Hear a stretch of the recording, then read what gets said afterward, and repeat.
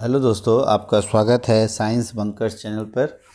तो आज ये हमारी जो सीरीज़ चल रही है प्रैक्टिस सेट्स की, उसमें ये मैथ्स का सेट होने वाला है। जो अभी रिसेंट जो एग्ज़ाम हुआ है उसमें जो मैथ्स या न्यूमेरिकल एप्टीट्यूड का पेपर है, तो हम पूरे 20 क्वेश्चंस जो देखेंगे उनको सॉल्व करने की कोशिश करेंगे। इससे पहले हमने रीजनिंग का भी वीडियो अपलोड कर दी है, अगर आपने नहीं देखा है तो आप उसको देख लो। और जो साइंस के सेट्स तो डेली आ रहे हैं, अभी तक टोटल हमने 3 सेट रिलीज़ कर दिया है। आज चौथा सेट शाम को रिलीज़ आएगा। साइंस वाला जो प्रैक्टिस सेट है ये शाम को 5 बजे आता है और आप तब वहाँ पर देख के प्रैक्टिस कर सकते हो। तो फिलहाल हम इस वीडियो में देखें, हम बात करेंगे न्यूमेरिकल एप्टीट्यूड और डाटा इंटरप्रिटेशन। और ये सारे जो पेपर्स आपको करवाए जाएंगे वो डीएसएसबी के जो रीसेंट एग्ज़ाम्स हुए हैं, चाहे वो पीजीटी या टीजीटी के हुए हों या आगे होने वाले होंगे, उनके आंसर्स की जैसे जैसे आती रहेगी हम उससे रिलेटेड जो पेपर्स हैं उनके सॉल्यूशन और जनरल पार्ट के लिए हम कराते रहेंगे। तो फिलहाल के लिए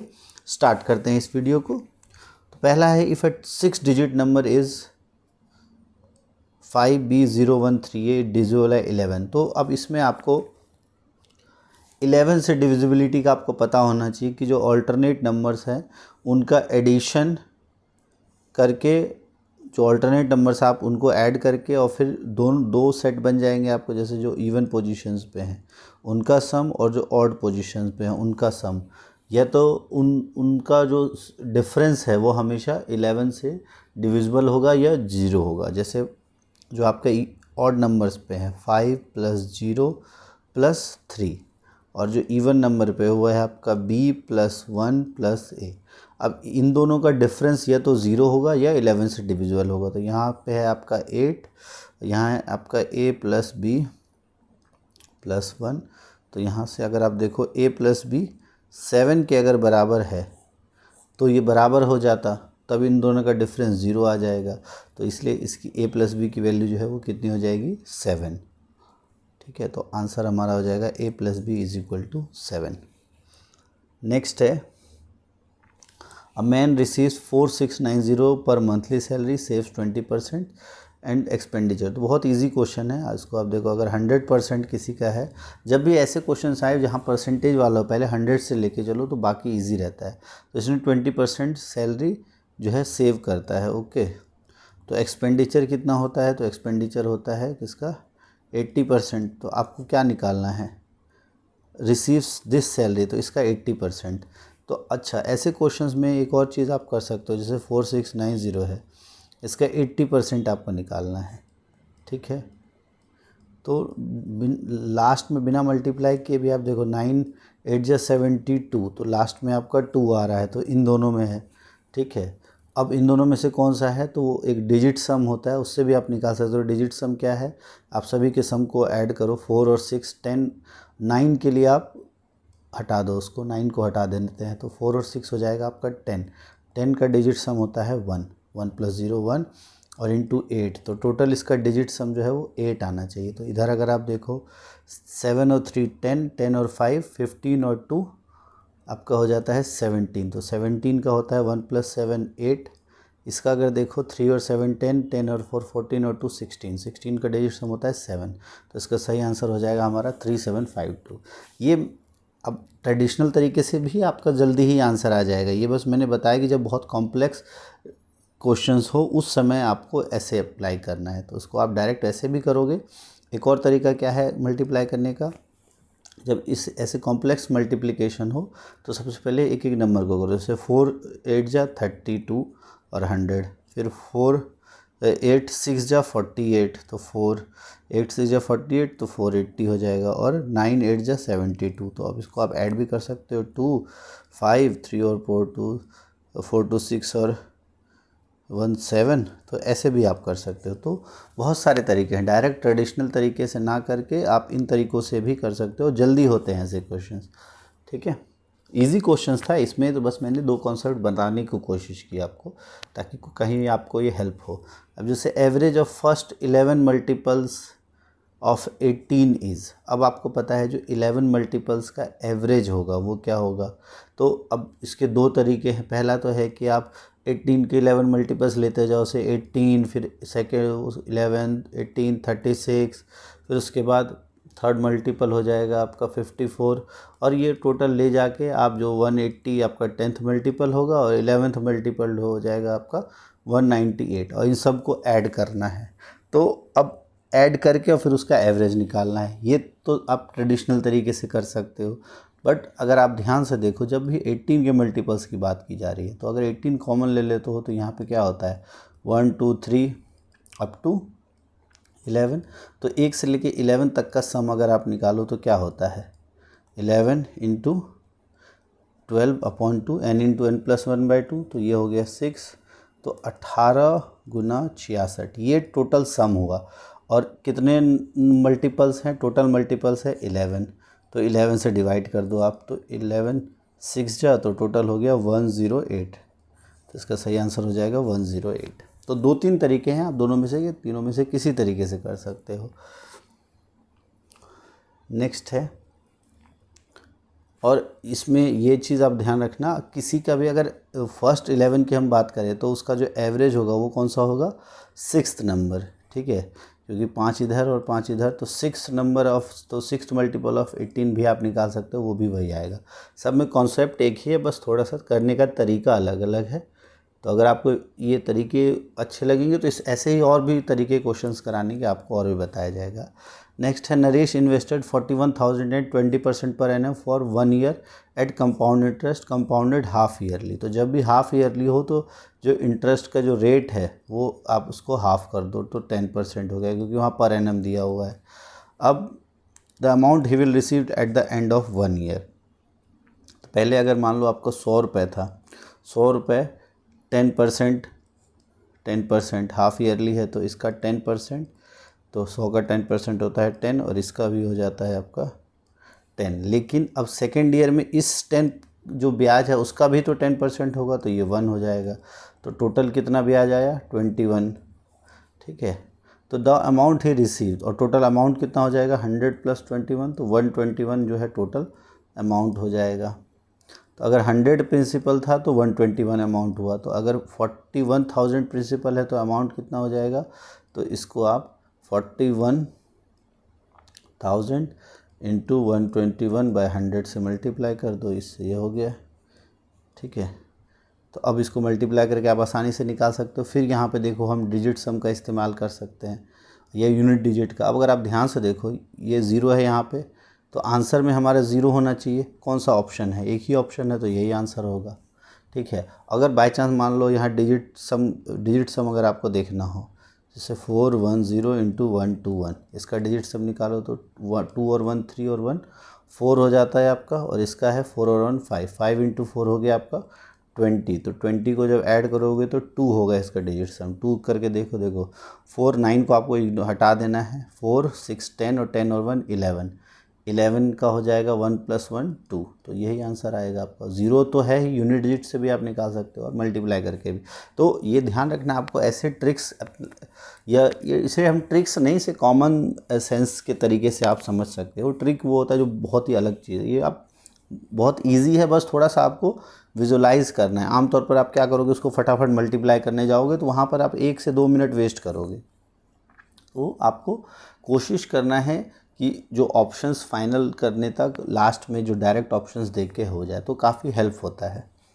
नेक्स्ट है, the area in centimetre square of an equilateral triangle of side 90। तो आपको पता है इक्विलेटरल ट्राइंगल का जो एरिया होता है वो क्या होता है √3/4 a²। तो अब वैसे तो इजी है ये, √3/4 a की वैल्यू कितनी है 90 इंटू 90, ठीक। तो अब 4 से ये कट रहा है, देखो ज़रा, तो 4 से तो नहीं कट रहा है, लेकिन 2 ये 45, फिर 2 ये 45, ठीक है। अब 45 इंटू 45 और √3, तो 45 का स्क्वायर होना चाहिए। तो 45 का स्क्वायर क्या होता है, तो जब भी 5 किसी भी नंबर्स के बीच में हो तो उसका स्क्वायर सिंपल है, पहले पीछे 25 लगा दो, उसके बाद जो ये नंबर है 4 है ना, 4 का एक ऐड करके 4 और इंटू 5 तो हो जाएगा आपका 20। तो इसका स्क्वायर हो जाएगा 45 का 25 और √3, तो इसका सही आंसर हो जाएगा ऑप्शन नंबर बी।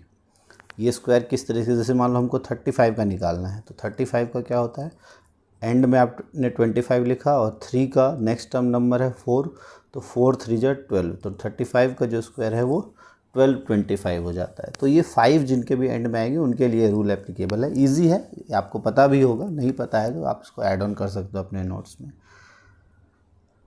नेक्स्ट है बार ग्राफ आपको गिवन है और इस बार ग्राफ में सेल्स ऑफ बुक्स दी हुई है 1000 में 6 अलग अलग ब्रांचेस की ABCDEF की और एक पब्लिशिंग कंपनी की, और 2021 और 22 2 कंसेक्यूटिव ईयर्स का दिया हुआ है। आपको स्टडी करना है और बताना है इसका आंसर। क्वेश्चन क्या कहा गया है, the ratio of total sale of branch DEF for both year that of total sale of branch ABC। तो पहले DEF का टोटल सेल अगर हम निकाल लें फॉर बोथ ऑफ ईयर, तो DEF तो D ये है, E ये है और F ये है, तो इन सबको पहले ऐड करो। तो ऐड करने में भी आप देखो 9 और 8 17 और एक 18, तो 180। सिमिलरली 7 और 9 16 और एक 17 और 9 8 17, ठीक है। और ABC का अगर देखें तो 8 और 10 18 185 प्लस 7 6 13 और एक 14 और 9 और 11 20 और 5 तो 205। तो अब इन सबको ऐड करके इनका ऐड करके रेशियो निकालना है। तो ये क्वेश्चन इजी है, बस थोड़ा सा सॉल्व करना है आपको। तो अगर आप इसको देखो तो 18 और 17 35, 35 10 45 और 7 52, तो हो जाता है आपका 520। इधर अगर करते हो 5 और 5 10, ठीक है, फिर 4 और 8 12, एक 13, फिर 1 2 2 4 और एक 5, तो 520 और 530 का रेशियो आता है, 0 से 0 कट गया तो 52 रेशियो 53। तो इसका सही आंसर हो जाएगा 52 रेशियो 53। इजी क्वेश्चन था, थोड़ा सा कैलकुलेशन था, बट अगर ये कैलकुलेशन आपकी स्पीड अच्छी हो तो आप जल्दी जल्दी कर सकते हो एग्ज़ाम में। नेक्स्ट है A started a business with the capital of this.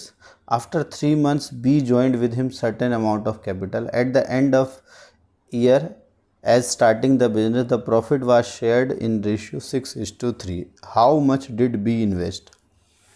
अब जो A ने स्टार्ट किया है वो इतने कैपिटल से, 3 महीने बाद B ने ज्वाइन किया है कुछ कैपिटल से, और एंड ऑफ ईयर में जो end of year A starting the business the profit was shared in the ratio 6:3, ठीक है।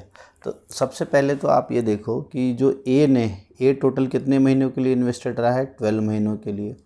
B टोटल कितने महीनों के लिए इन्वेस्टेड रहा है, तो B टोटल रहा है आपके 9 महीनों के लिए, ठीक है। अब इनका जो रेशियो है, अब इसका अभी हम मानते हैं इसको X मान लेते हैं, इसके इन्वेस्टमेंट को Y मान लेते हैं, और इनका जो रेशियो दिया हुआ है 12x/9y, तो जितना उनका इन्वेस्टमेंट था उसी हिसाब से इनका प्रॉफिट का रेशियो भी दिया हुआ है, तो 6:3 हो गया। इसको अगर आप कट करते हो यहाँ पे 3 हो जाता है, ठीक है, यहाँ से आपका 2 हो जाता है, तो x/y जो है वो किसके बराबर हो जाएगा, 2/3, ठीक है। तो आपको निकालना है y की वैल्यू, तो y हो जाएगा 3 × x/2। तो अब ये वैल्यू यहाँ दी हुई है 366,000, इसका कितना निकालना है आपको 3/2। तो अब इजी हो जाएगा आपके लिए, तो 2 से ये कट जाता है 18 और 3, ठीक है। 183 को 3 से करोगे 3 3 9, 18 3 54, तो 549। अच्छा सॉरी यहाँ आपका थोड़ा सा ये गलती हो गई, x/y जो है आपका यहाँ 3/2 होगा, ये थोड़ा सा यहाँ पे हमारा मिस्टेक हो गया, क्योंकि देखो यहाँ पे 2/3 है, तो x/y जब करोगे तो 3 इधर चला जाएगा, 2 इधर आ जाएगा, तो x/y 3/2 हो जाएगा। और यहाँ पर जो वैल्यू है आपके, फिर ये इस केस में आपकी हो जाएगी y is equal to 2/3 of x, ठीक है। तो 2/3 ऑफ x, तो इसका मतलब 366,000 का 2/3 हम निकालेंगे। तो ये 2/3 जब आप करोगे तो 3 12 और ये 2, तो 122 का 2 गुना हो जाएगा 244 और 000। तो ये इसका सही आंसर हो जाएगा 244 000, ठीक है। तो थोड़ा सा स्लाइट मिस्टेक हो गया था, एग्ज़ाम में आपसे भी हो सकता है, तो ये भी आपको ध्यान रखना है कि ऐसे रेशियोज़ जब आएँ तो थोड़ा सा सही से आपको ध्यान से करना है, 1 मिनट का काम है। नेक्स्ट है the product of two number is 368, their L C M is 92, find the H C F. तो इजी क्वेश्चन है, आपको पता है एलसीएम इंटू एचसीएफ ये प्रोडक्ट के बराबर होता है, तो ये आपका 368 गिवन है, आपको एलसीएम दिया है, एचसीएफ निकालना है, तो h इज़ इक्वल टू 368/92। ठीक है, अब इसको डिवाइड करना है आपको, तो पहले किससे कर सकते हो, 2 से कर लो आप, तो 18 और 4, तो 2 से करोगे तो 46, फिर 2 से अगर आप करोगे तो ये हो जाएगा आपका 23, इसको 2 से करते हो तो 9 और 2, तो ये 23 चौके 92, तो इसका सही आंसर है ये। ठीक है, next, when the selling price of a television is this, the shopkeeper incurred a loss of 6%. What should be the selling price of the television to gain 5%? तो ऐसे क्वेश्चंस में अब क्या कहते हैं, सब पहले मान के चलो जो उसका कॉस्ट प्राइस था वो कितना था, या सेलिंग प्राइस ही मान लो, सेलिंग प्राइस था 100, ठीक है, और 100 जो था उसमें उसको क्या हुआ है, 6% का लॉस हुआ है। 5% गेन करने के लिए, अच्छा 100 मान लो सीपी था, ठीक है, अब 6% का लॉस हुआ है, मतलब उसने 94 में बेचा, या 100x सीपी था तो 94x में उसने बेचा, और उसको गेन करने के लिए कितने में बेचना पड़ेगा, उसको बेचना पड़ेगा 105x में। ठीक है, अब इन दोनों का जो डिफरेंस है वो कितना है, ये आप वैसे भी निकाल सकते हो। 94x की वैल्यू आपको दी है 16920, तो आपको 105x की वैल्यू निकालनी है, तो 94x इज इक्वल टू कितना दिया हुआ है 16920, 105x निकालना है, तो आप क्या करोगे, तो 16920 अपॉन 94 और इनटू में 105। अब इसको आपको सॉल्व करना है, तो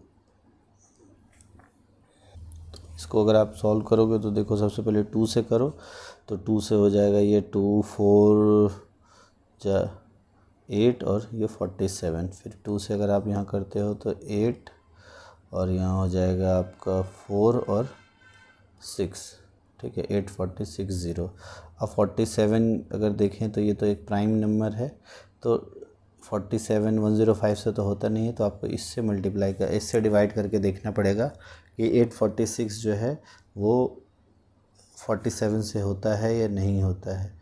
तो जब आप 8460 को डिवाइड करोगे 47 से, तो क्या वो डिविजिबल होगा, तो बिल्कुल ये आप डिवाइड करके देख लेना, ये बिल्कुल डिविजिबल हो रहा है, ये हो जाता है आपका 180, और 180 को जब आप किससे मल्टीप्लाई करोगे 105 से, तो 180 को जब आप 105 से मल्टीप्लाई करोगे तब आपका आंसर आ जाएगा कितना, तो ये हो गया आपका,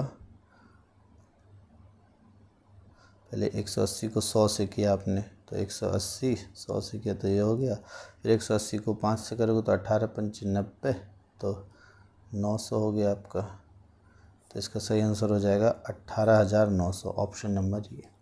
ठीक है, अब ऐसे क्वेश्चंस में हम डिजिट सम का भी इस्तेमाल कर सकते हैं, लेकिन डिजिट सम यहाँ हमने क्यों नहीं किया, क्योंकि ऑप्शंस अगर आप देखो तो इसका भी डिजिट सम 9 हो रहा है, इसका भी डिजिट सम 9 हो रहा है, दोनों का 9 हो रहा है, इसलिए वहाँ पर काम नहीं करता है। ठीक है, यूनिट डिजिट भी यहाँ ऐसे ज़्यादा काम नहीं कर रहा है, क्योंकि यूनिट डिजिट भी सबका सेम है, तो कुछ क्वेश्चंस में आपके दोनों ही काम नहीं करेंगे, वहाँ आपको थोड़ी सी कैलकुलेशन ज़्यादा करनी होगी। अच्छा, स्पीड अगर आपको स्लो लग रही हो तो थोड़ा सा आप स्पीड बढ़ा के देख सकते हो वीडियो, हम सब के लिए लेके चल रहे हैं कि जिनको थोड़ी सी मुश्किल भी है मैथ्स में, तो वो जल्दी जल्दी समझ जाए।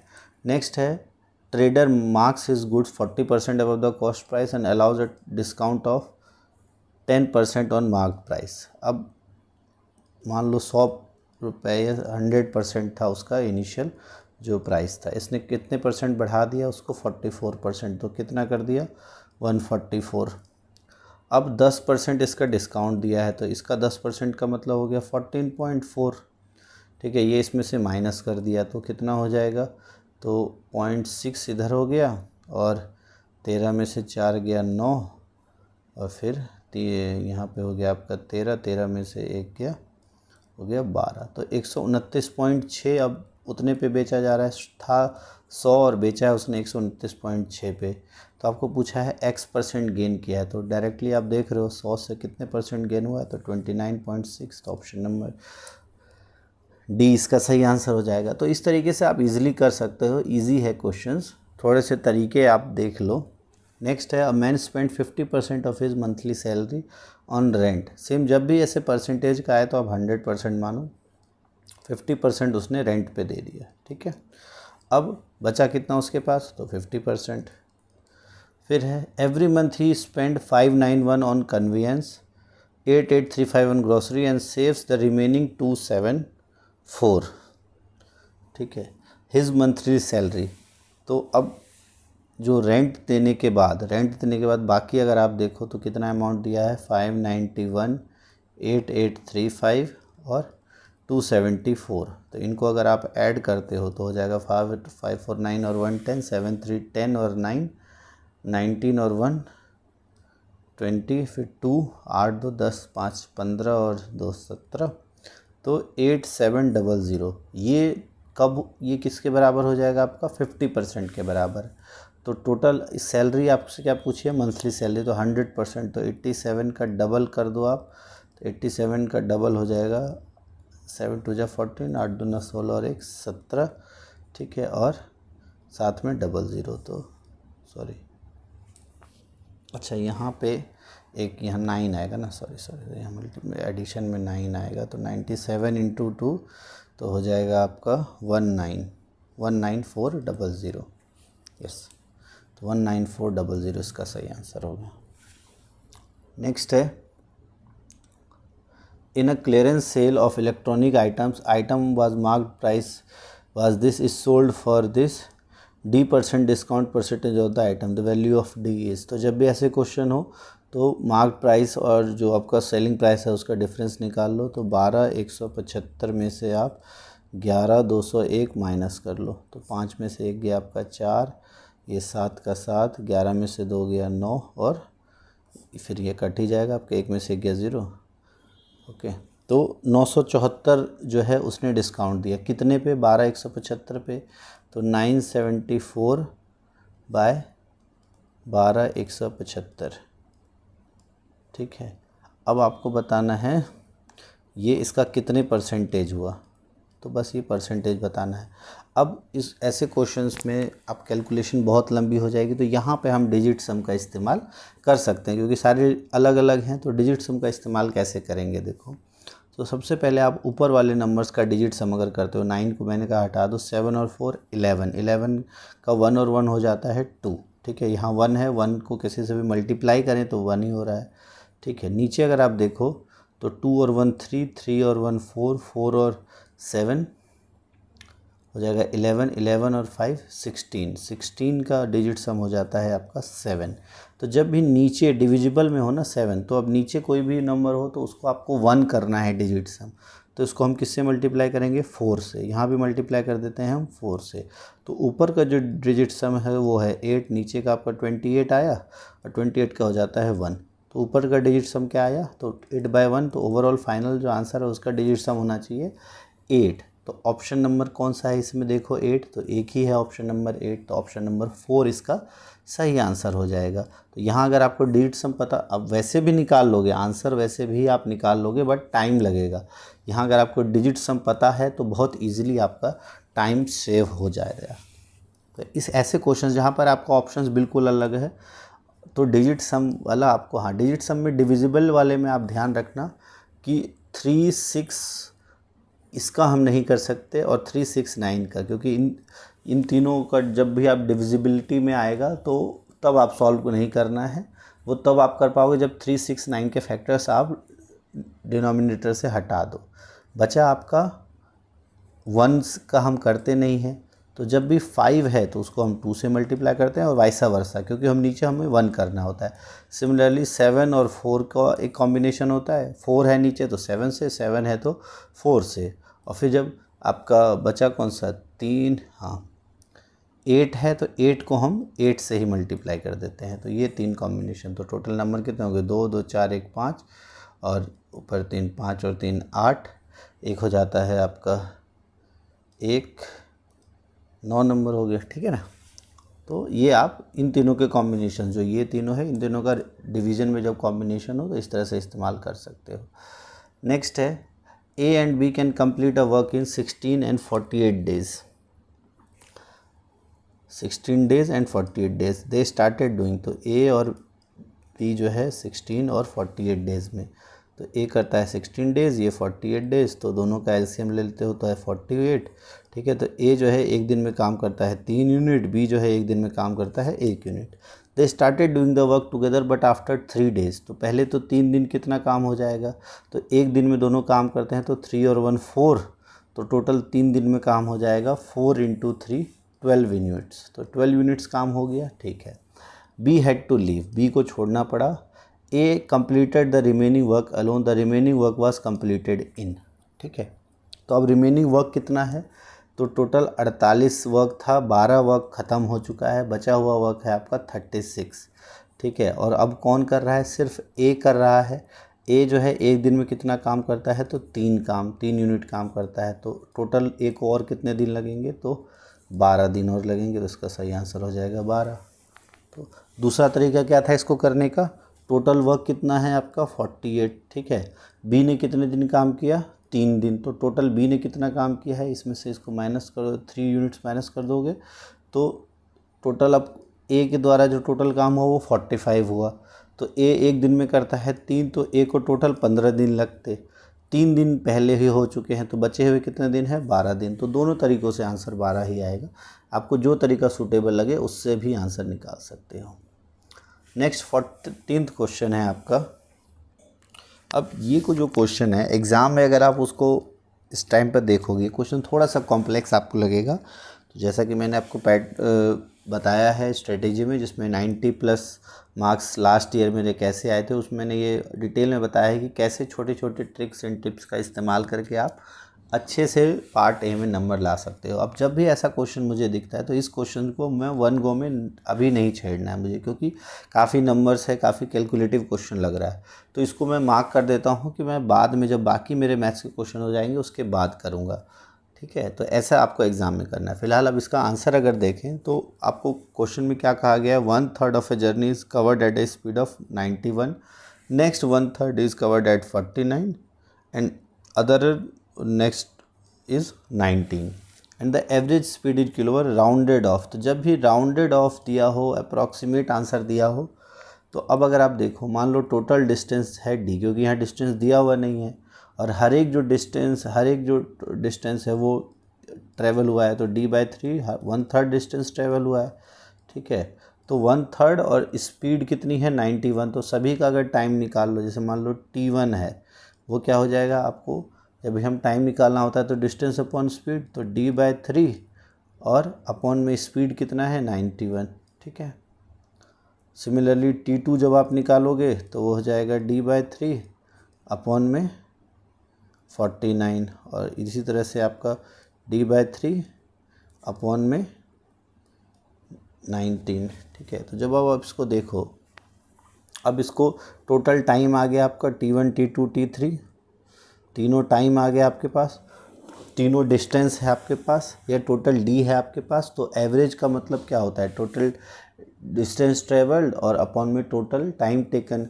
तो डिस्टेंस तो आपका d है, टाइम टेकन आप तीनों को ऐड कर दो। तो तीनों को जब भी ऐड करोगे तो अगर आप ध्यान से देखो तो d/3 तो यहाँ से कॉमन आ जाएगा, बाकी क्या बचा आपका 1/91 प्लस 1/49 प्लस 1/19, ठीक है, ये कॉमन आ जाएगा, ठीक है। अब d से तो d कैंसिल हो जाएगा, ठीक। अब अगर आप इसको और डिटेल में सॉल्व करो तो देखो वो क्या है। अब यहाँ पे इस 3 को तो हम ऊपर लेके जा सकते हैं, ऊपर 3 हो जाएगा। अब नीचे इन तीनों का एलसीएम लेना है। तो अब जब भी अप्रॉक्सीमेट आंसर्स लेने हो, अब एग्जैक्ट एलसीएम लेने जाओगे तो काफ़ी टाइम लगेगा, आपको अप्रॉक्सीमेट आंसर्स इसमें लेना पड़ेगा। तो 1/90 1/50 और 1/20 लेके हम चलते हैं, तो 1/90 अगर आप करते हो तो कितना आता है आपका अप्रॉक्सीमेटली 1 पॉइंट। तो अब 1/9 आपको पता है 0.11 होता है, तो 1/90 कितना हो जाएगा, तो 1/90 आपका ये हो जाएगा 0.011। ठीक है, इसी तरह से 1/50 हो जाएगा 0.02 और 1/20 हो जाएगा 0.05। इन सब को जब आप ऐड करते हो तो कितना हो जाएगा 5 2 7 और 1 8। ठीक है, और 8 1। ठीक है, 0.081 अपॉन में 3। तो अगर आप उधर कर देते हो तो 3, यहाँ अगर आप यहाँ 0.8 भी लेते हो तो उससे भी आंसर आ जाएगा, 8 1 ही है। तो ऊपर अगर आप 300/8 अगर कर देते हो तो अप्रॉक्सीमेटली इसका जो आंसर अगर आप देखो तो कितना आ जाएगा, 8 3 जा 24। ठीक है, बचा कितना 6 और 0।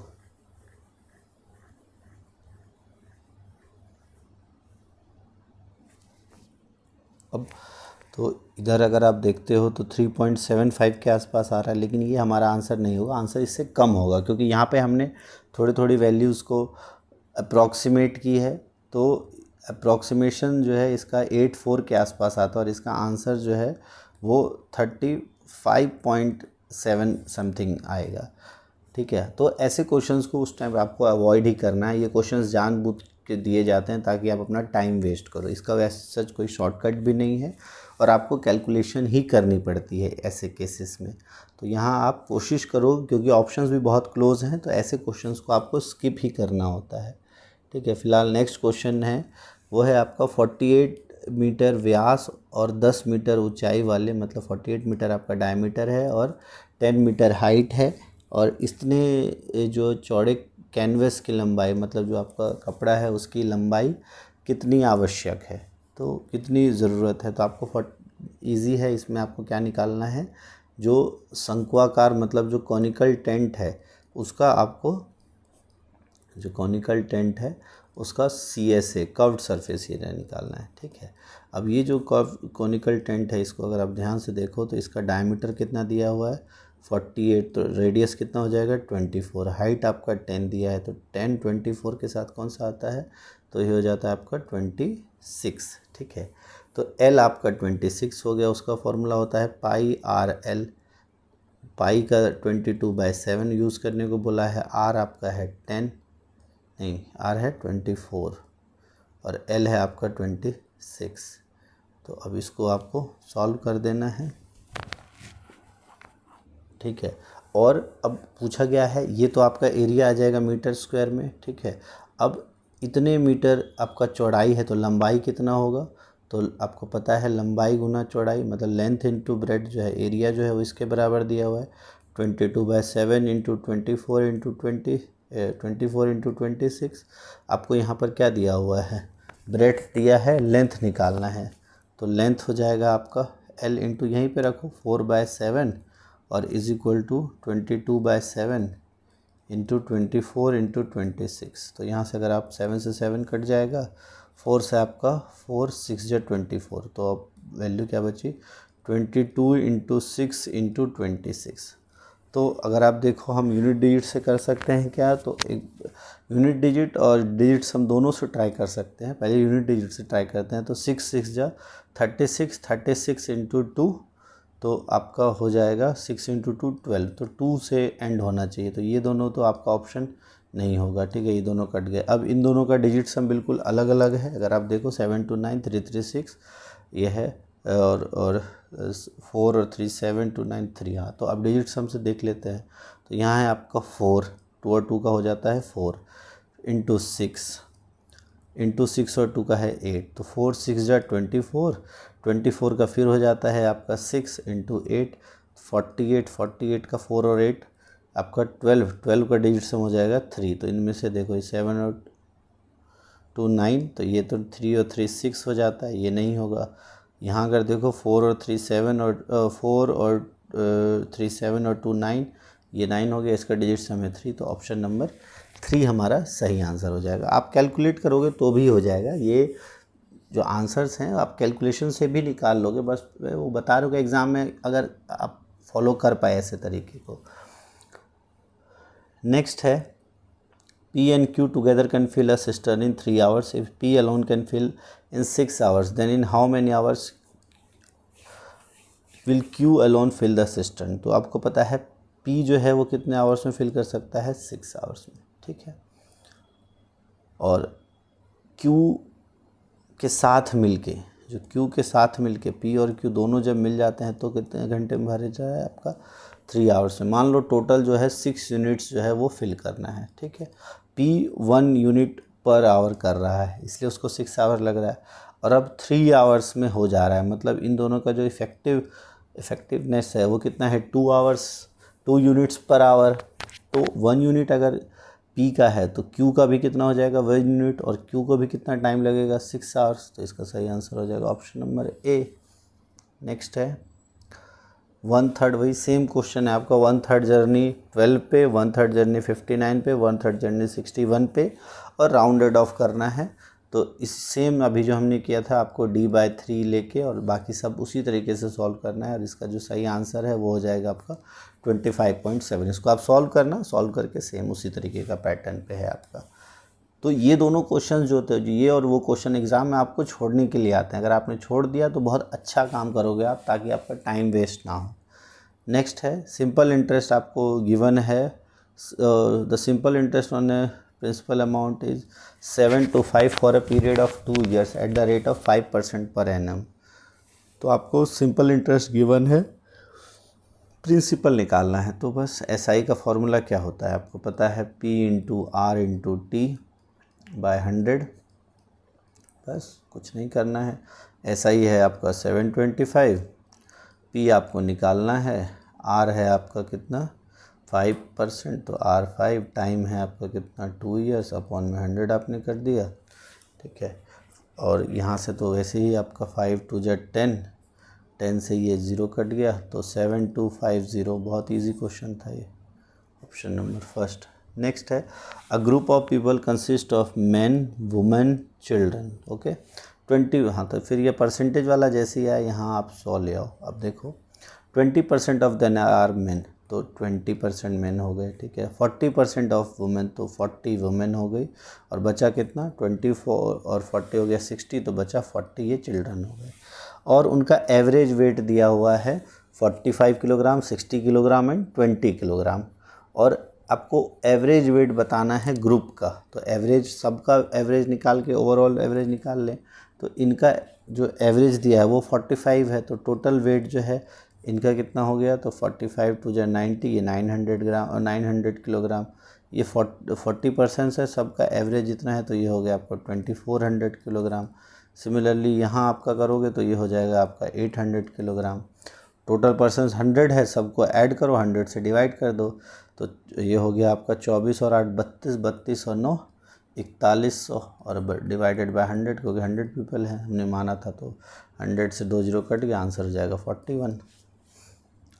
लास्ट क्वेश्चन है इस सब्जेक्ट का, the distance between 2 points of on A map is 4 centimetre. The scale of map is 1:366382. The actual distance in kilometer rounded off to 2 decimal places between the 2 points. ठीक है, तो question क्या कहा गया है कि 2 पॉइंट के बीच का 4 सेंटीमीटर आपका डिस्टेंस मैप पे दिया हुआ है। स्केल ऑफ मैप है 1:366382, और एक्चुअल डिस्टेंस किलोमीटर में आपको निकालना है, ठीक है। तो वो हम कैसे निकालेंगे, तो अप्रॉक्सीमेट लेना है ना। तो अगर आप देखो यहाँ 366,382 1:366,382 दिया हुआ है। अब ये आपको 4 सेंटीमीटर से है, तो 4 से इसको मल्टीप्लाई करो। अगर 366,382 को आप 4 से मल्टीप्लाई करते हो, तो अप्रॉक्सीमेट लेना है, तो आप कहाँ से ले सकते हो, यहाँ से एक बार कर लो, इजी है। 4 2 जा 8, 8 4 जा 32, 4 3 जा 12 और 3 15, 4 6 जा 24 और 1 24 और 1 25, 2 4 6 जा 24 और 226, 2 4 से 12 और 2 14, तो 14.65 समथिंग आएगा इसका सही आंसर। तो 14.65 ये अप्रॉक्सीमेट आंसर हो जाएगा 14.66। तो इजी था इसलिए आपने कर लिया। तो इस तरह से टोटल हमने 20 के 20 क्वेश्चंस करने की कोशिश की है, ठीक है। और ऐसा ही आपका एग्ज़ाम आएगा। इसमें अगर आप देखो तो 18 क्वेश्चन तो इजी थे जो आप वन गो में कर सकते थे। 2 क्वेश्चन जो थे वो काफ़ी कैलकुलेटिव थे। तो ऐसे क्वेश्चंस अगर आप छोड़ भी देते हो, 20 में से 20 आप ट्राई ना करके 2 क्वेश्चन अगर आप छोड़ भी देते हो तो भी एग्ज़ाम में आपके लिए ज़्यादा बेनिफिशियल होता है, क्योंकि वो दोनों क्वेश्चंस करने में आपको थोड़ा सा टाइम लगेगा, और टाइम लगेगा तो दिक्कतें आ सकती हैं।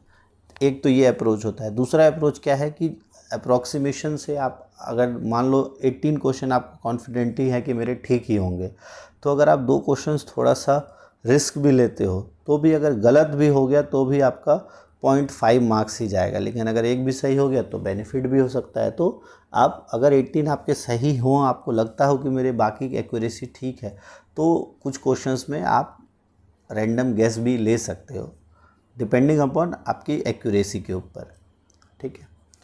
तो फ़िलहाल के लिए देखें तो इस वीडियो में हमने टोटल इसको सॉल्व किया। आप कमेंट बॉक्स में ज़रूर लिखना कि आपको ये कैसी लगी वीडियो, ठीक है। और नेक्स्ट आप कौन से टॉपिक पे चाहते हो वीडियो, या इसी तरह से सिर्फ मैथ्स और रीजनिंग की वीडियोस चाहिए, तो उसके लिए भी हम तैयार रहेंगे और उसके लिए तैयारी करेंगे। और वीडियो अच्छी लगे तो वीडियो को लाइक ज़रूर करना। चैनल आपने सब्सक्राइब कर लिया होगा, नहीं किया है तो ज़रूर कर ले। So all the best. कुछ ही दिन बचे हैं एग्ज़ाम्स के लिए, तब तक अच्छे से तैयारी करो एंड थैंक्स फॉर वॉचिंग।